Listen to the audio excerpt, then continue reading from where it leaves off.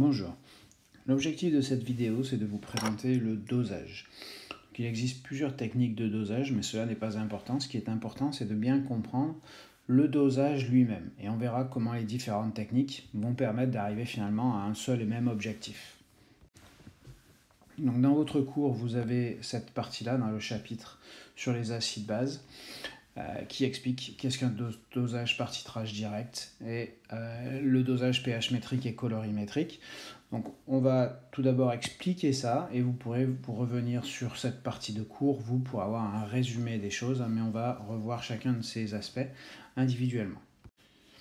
Bien, donc tout d'abord, qu'est-ce que doser? Eh bien, doser, c'est déterminer la concentration d'une espèce dont on ne connaît pas cette concentration. Donc on appelle ça une espèce titrée. On cherche à savoir quelle quantité d'une espèce chimique se trouve dans un échantillon. Par exemple, vous pourriez vouloir savoir quelle quantité de sucre se trouve dans un aliment. Voilà, ça peut être un exemple. Donc ici, on a un échantillon avec une espèce titrée. On sait qu'elle est là, mais on ne sait pas en quelle quantité. Donc sa concentration est inconnue. Et pour déterminer sa concentration, on va utiliser une autre espèce qu'on appelle l'espèce titrante. Cette espèce titrante a la propriété de réagir avec l'espèce titrée. Donc lorsqu'on va les mélanger, il va y avoir une réaction qui va avoir lieu. Cette espèce titrante, on connaît sa concentration. Et on va la verser petit à petit en utilisant une burette. Donc c'est pas du tout ce que j'ai représenté ici, vous savez ce que c'est une burette, on reviendra sur le schéma, mais c'est pour vous montrer l'idée. Donc on va la verser petit à petit et cette espèce titrante va réagir avec l'espèce titrée. Alors regardons un petit peu ce qui va se passer au fur et à mesure. Donc je verse ici une partie de l'espèce titrée. Donc vous avez une particule bleue qui arrive. Cette particule bleue va réagir avec une rouge et se neutraliser. D'accord ? Donc en admettant qu'on ait ici un rapport de 1 pour 1, ces deux-là, par exemple, vont réagir ensemble. Donc la particule rouge n'est plus là, la bleue n'est plus là non plus. On rajoute une autre particule bleue, et cette particule bleue, de la même façon, réagit avec une rouge, etc. On rajoute une bleue, elle réagit avec la rouge. On ajoute une bleue, elle réagit avec la rouge. On ajoute une bleue qui réagit avec la rouge, etc., etc.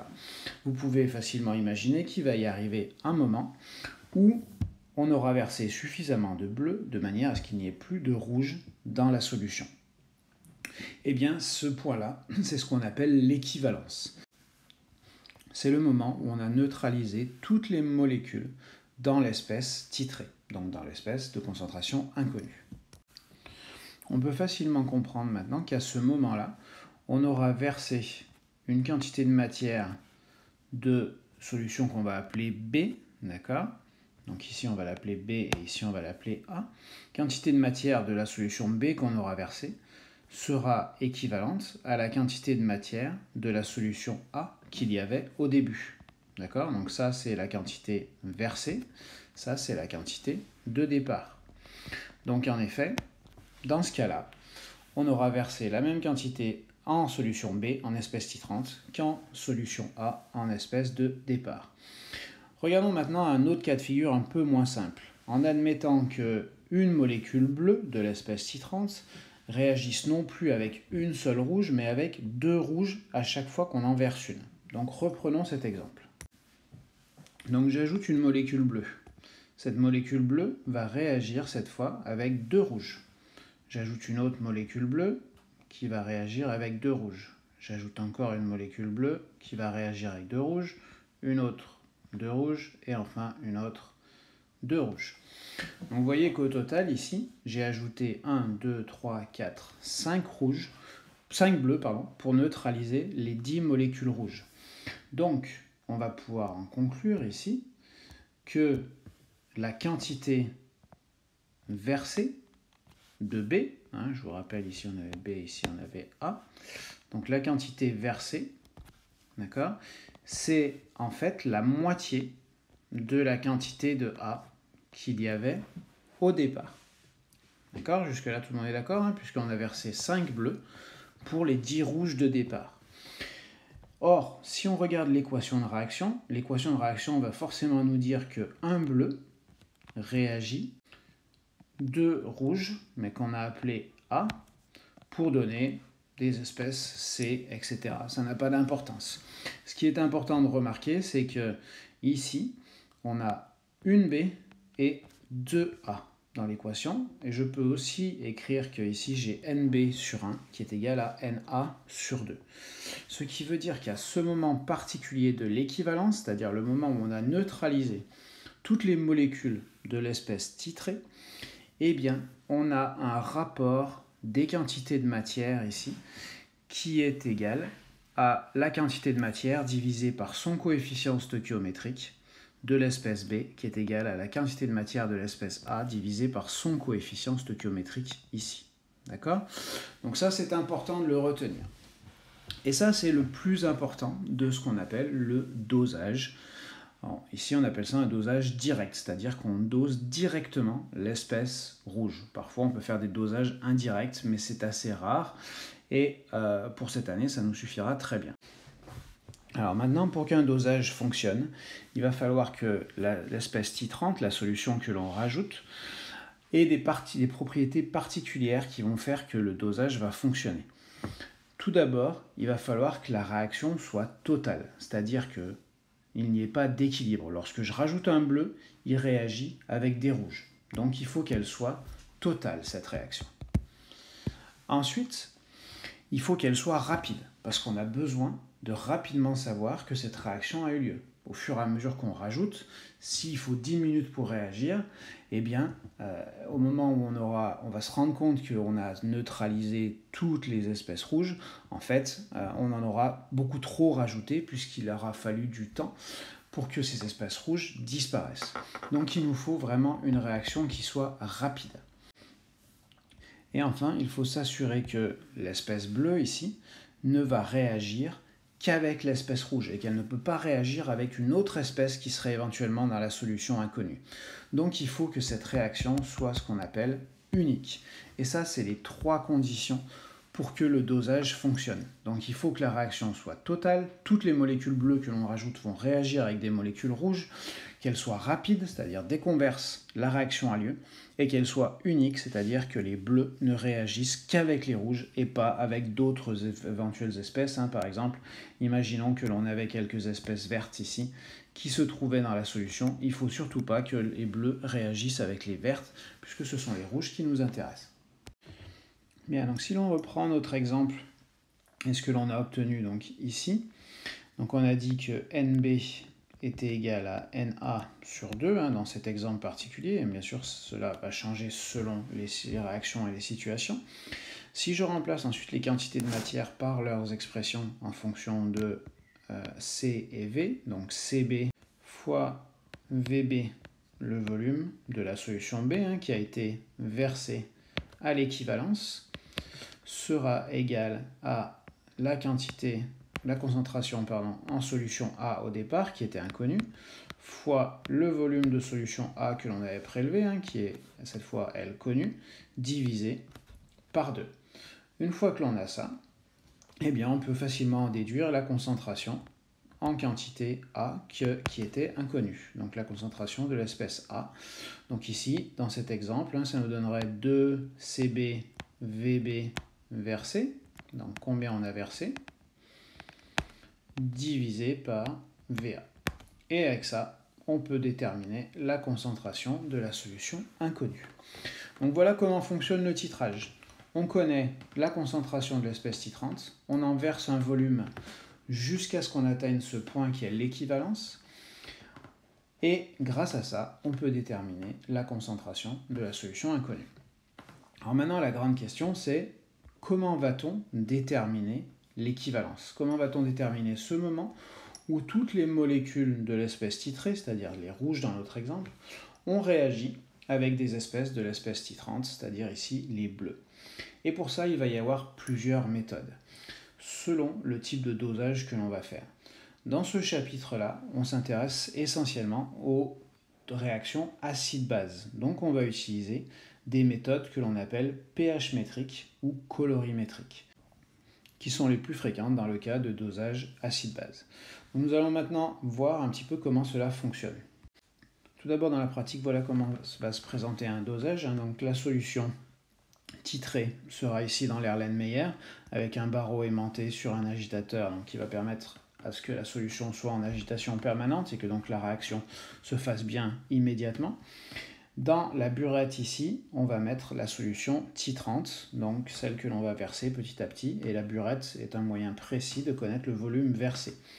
Bien sûr, la solution titrée ici que l'on a mise, on va l'avoir mesurée avec une pipette jaugée généralement, et on peut éventuellement y rajouter de l'eau, cela ne change pas la quantité de matière, juste la concentration, mais ça ne change pas la quantité de matière de solution titrée qui se trouve à l'intérieur. Et ce qui nous intéresse au départ, lors de l'équivalence, c'est de déterminer la quantité de matière. Donc rajouter de l'eau ne change rien. Alors si on prend un petit exemple ici, pour vous montrer un peu comment on peut déterminer cette équivalence, eh bien, on prend 10 ml de dioxyde de soufre. Donc ça, c'est notre solution titrée. Et on va la doser avec du diode, qui est donc jaune. Donc dans la burette, ici, on va avoir une solution jaune. On connaît sa concentration molaire, on connaît le volume de la solution inconnue, de concentration inconnue, et on nous donne ici l'équation de la réaction. Bien sûr, ici, on voit tout de suite que l'on a une flèche, ce qui est logique puisque la réaction doit être totale. Lorsqu'il y a cette réaction, on peut voir ici que le diode se transforme en ion iodure, qui lui est incolore. Donc l'espèce titrante ici, on l'a dit, c'est bien le diode.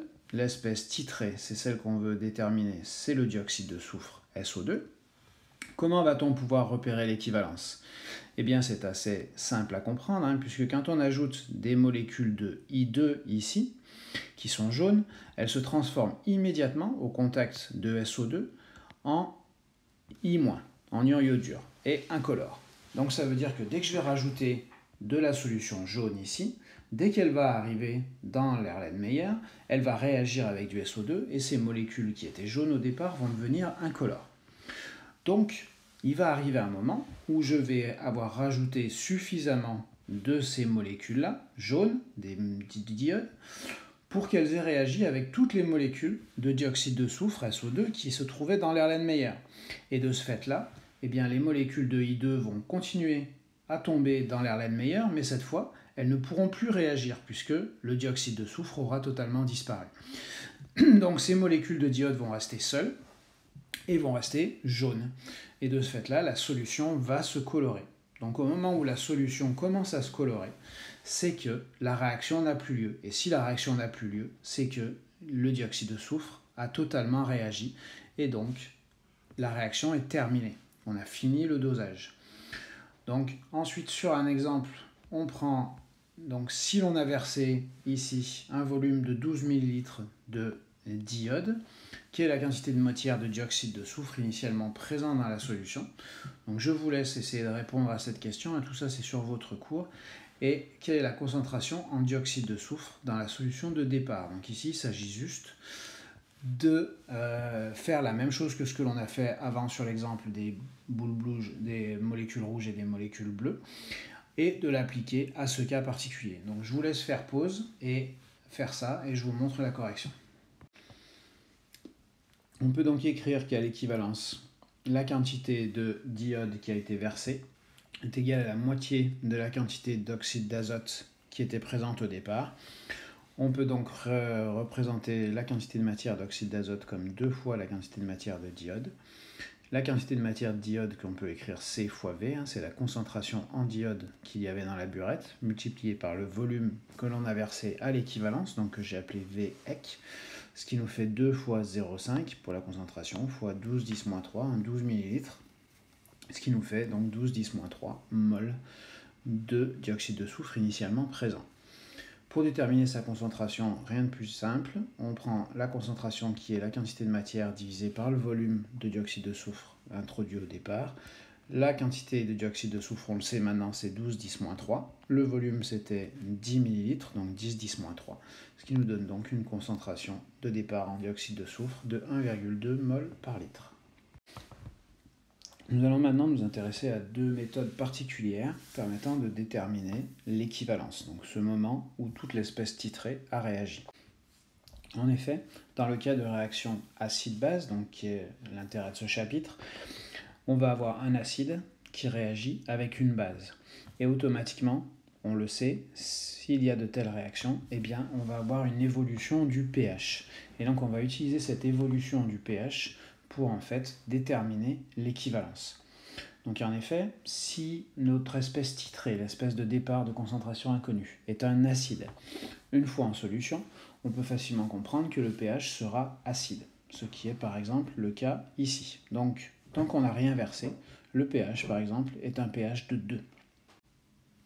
Au fur et à mesure que l'on va rajouter de la base, donc l'espèce titrante, ça va réagir avec l'acide et donc la solution va devenir de moins en moins acide, ce qui signifie donc que le pH va augmenter. C'est ce que l'on voit sur cette partie de la courbe. Et cela va augmenter jusqu'au moment où tout l'acide aura réagi. Et dans ce cas-là, c'est la base qui va devenir majoritaire. Donc la base va continuer à tomber dans la solution à partir de la burette, puisqu'on ne va pas s'arrêter exactement au bon point. On va aller un petit peu plus loin, on va continuer, et la base va devenir l'espèce majoritaire dans la solution, puisqu'elle ne réagit plus avec l'acide, puisque l'acide a totalement réagi. Donc quand on arrive ici, c'est le point où tout l'acide a réagi. Et donc, la solution devient basique d'un coup. Donc elle passe d'une solution légèrement acide, il était encore un peu acide puisqu'il restait un petit peu de l'espèce acide, de l'espèce titrée, et d'un coup il n'y en a plus, et on se retrouve avec juste l'espèce titrante, c'est-à-dire la base, en solution. Et donc le pH passe violemment, rapidement, au-dessus de 7, donc dans la partie basique. Et donc on va avoir ce fameux saut ici de pH. Et ce fameux saut de pH, c'est lui qui détermine l'équivalence. On va avoir une méthode après qui permet de déterminer ce point particulier pour trouver le volume équivalent. Mais vous voyez que grâce à cette courbe, donc si on trace la courbe ici, donc on ajoute l'espèce titrante petit à petit, on mesure le pH au fur et à mesure que l'on verse. On trace donc du coup cette courbe et à partir de cette courbe, on va déterminer le moment où on était passé par l'équivalence. C'est-à-dire on ne s'arrête pas à l'équivalence, mais on la détermine grâce au graphique plus tard. Alors comment est-ce qu'on fait? Eh bien, on applique ce qu'on appelle la méthode des tangentes. Alors la méthode des tangentes, elle est très simple. Vous avez votre courbe, comme c'est le cas ici, donc la courbe qui est en verte, et vous tracez une tangente sur un des sommets ici, donc là où il y a vraiment une rupture de pente, vous tracez une droite, d'accord, un morceau de segment. Ensuite, vous tracez un segment parallèle, alors à peu près tangent ici, de l'autre côté du saut, donc le moment où ça commence à augmenter de façon précise. Alors bien sûr, si vous avez commencé par celui-là, vous pouvez faire celui-là après, ça n'a pas d'importance. Mais en tout cas, il faut que ces deux-là soient parallèles. Ensuite, vous allez tracer un segment qui coupe perpendiculairement ces deux droites. Et vous allez prendre le milieu de ce segment. Au milieu de ce segment, vous allez tracer une autre droite parallèle aux deux autres. Et cette autre droite va couper la courbe verte en un point spécifique. Et ce point spécifique, c'est le moment d'équivalence. Et à cet endroit-là, on peut lire le pH d'un côté et on peut lire le volume de l'autre. Donc on peut déterminer à quel pH il y avait équivalence, même si on s'en sert très peu de cette valeur. Par contre, ce dont on se sert beaucoup, c'est quel volume avait-on versé de solution titrante lorsqu'on a atteint l'équivalence. Et ensuite, avec le calcul, on peut facilement déterminer la concentration de la solution inconnue de l'espèce titrée.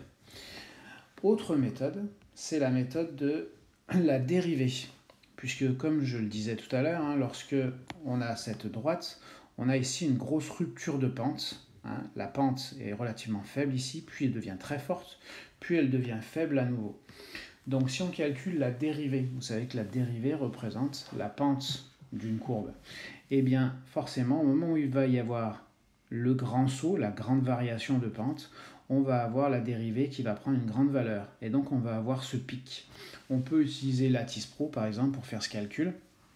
Et ça va nous donner le pic.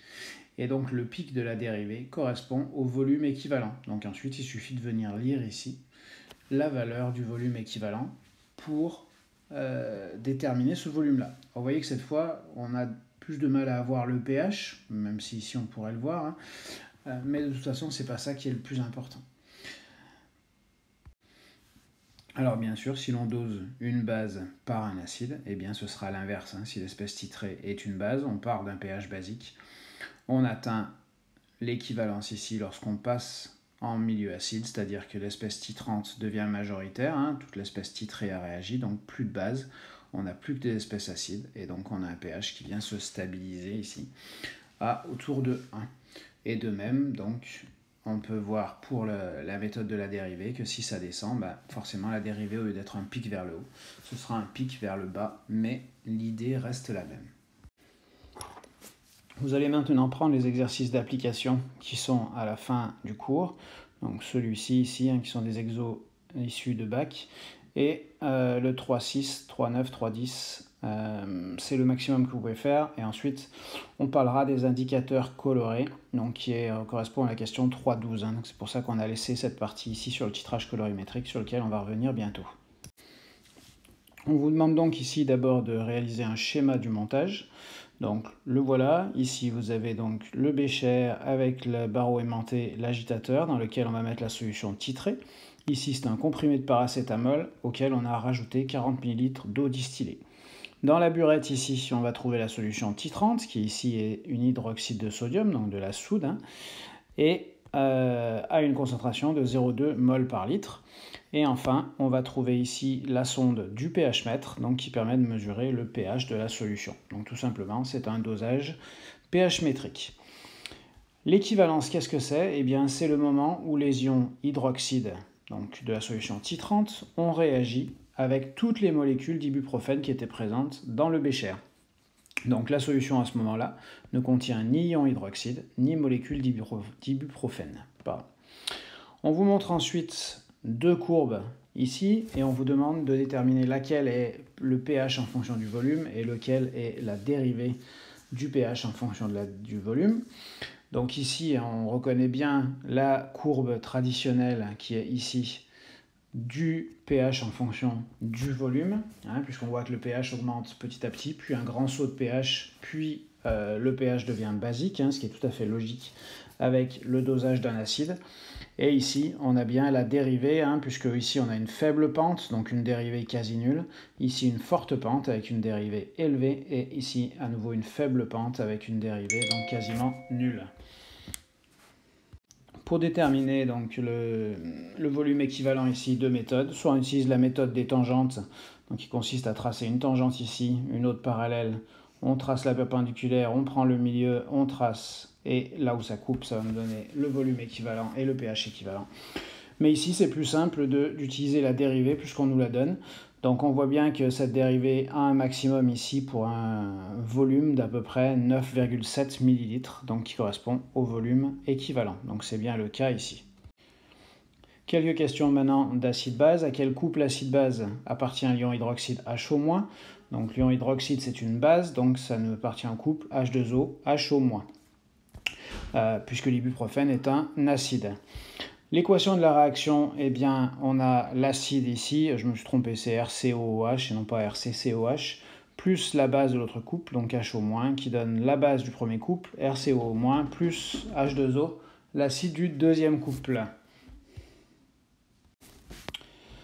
Donc une réaction chimique, pour être utilisée lors d'un titrage, on l'a déjà vu, elle doit être totale, rapide et unique, donc je ne reviendrai pas là-dessus. Pour déterminer la quantité de matière d'ion hydroxyde versée à l'équivalence, eh bien c'est très simple, on utilise la formule N égale C fois V. La concentration de 0,2, elle nous est donnée. Le volume équivalent, on l'a déterminé grâce au graphique, et c'était 9,7 ml. On trouve donc une quantité de matière de 1,94 10-3 mol. La quantité de matière d'ibuprofène, je l'ai mis dans la question d'en dessous, mais c'est pas grave, c'était demandé ici. Ça va être en fait la même que celle d'hydroxyde, hein, tout simplement, puisqu'on voit que 1 ibuprofène réagit avec 1 hydroxyde. Donc automatiquement, les quantités de matière à l'équivalence sont égales, c'est-à-dire ce que l'on a rajouté en ion hydroxyde est égal à ce qu'il y avait en ibuprofène au départ. Donc la quantité initiale de RCOH, c'est 1,94 10-3 mol. Pour remonter ensuite à la masse, comme ça nous est demandé dans cette deuxième question, on utilise tout simplement la formule m égale petit n fois grand M, ce qui va nous faire 0,4 g, soit 400 mg, comme c'était marqué sur l'étiquette. Et enfin, donc la dernière partie, c'est une autre façon de déterminer l'équivalence, ce qu'on appelle par titrage colorimétrique. Donc pour cela, en fait, c'est très simple. On va regarder à peu près, d'après la théorie, à quel pH l'équivalence va avoir lieu. Et on va utiliser ce qu'on appelle un indicateur coloré. Donc un indicateur coloré, c'est un indicateur qui va avoir deux couleurs, on peut presque en dire trois. Par exemple, si on regarde ici l'hélianthine, eh bien, elle est rouge pour un pH inférieur à 3,1 et elle est jaune pour un pH supérieur à 4,4. Et entre les deux, eh bien, on a un peu un mélange de rouge et de jaune. C'est pour ça qu'on peut parler de trois couleurs. Et donc, en fait, on va choisir l'indicateur coloré de manière à ce que la zone de virage se trouve à l'endroit où l'équivalence a lieu. Et de ce fait-là, ça va nous permettre, en fait, vu que la pente est très raide à ce moment-là, ça va nous permettre de déterminer l'équivalence juste avec un indicateur coloré qui va permettre de savoir à quel moment on est exactement à l'équivalence. Et là, il suffit de lire le volume équivalent sur la burette pour savoir quel est le volume équivalent et donc faire les calculs, déterminer la concentration de la solution titrée. Donc si on revient sur l'exercice pour corriger cette question-là, donc je vous laisse faire la dernière question de l'exercice où il faut choisir l'indicateur coloré et je vous montre la correction. Donc ici, en fait, le pH est autour de 8 au moment de l'équivalence. Donc si on regarde ici, hein, le vert de bromose crésol ne convient pas, puisque c'est bien avant 8. Le jaune d'alizarine non plus, puisque c'est après 8, la zone de virage. Par contre, la phénylphtaline convient très bien, hein, autour de 8, 8,2 à 10. Donc on va passer de incolore à rose à ce moment-là. Donc dès que la solution va devenir rose, on saura qu'on a atteint l'équivalence. Et donc il suffit de s'arrêter et de lire le volume équivalent à ce moment-là. Voilà pour ce qui concerne le dosage, surtout en utilisant deux méthodes, donc surtout des dosages pH métriques, en utilisant deux méthodes, soit le pH mètre, soit l'indicateur coloré. On verra d'autres méthodes plus tard, mais pour le moment, c'est déjà une bonne vision. Et surtout, le plus important, c'est de bien comprendre cette notion de titrage. Qu'est-ce que ça veut dire titrer et comment ça fonctionne et comment on fait avec les calculs à la fin pour déterminer la concentration. C'est ça qui est le plus dur. Après, le reste, c'est juste des techniques. Voilà, j'espère que cette vidéo vous permettra d'avoir bien compris le dosage et puis je vous expliquerai la suite dans une prochaine vidéo. Au revoir.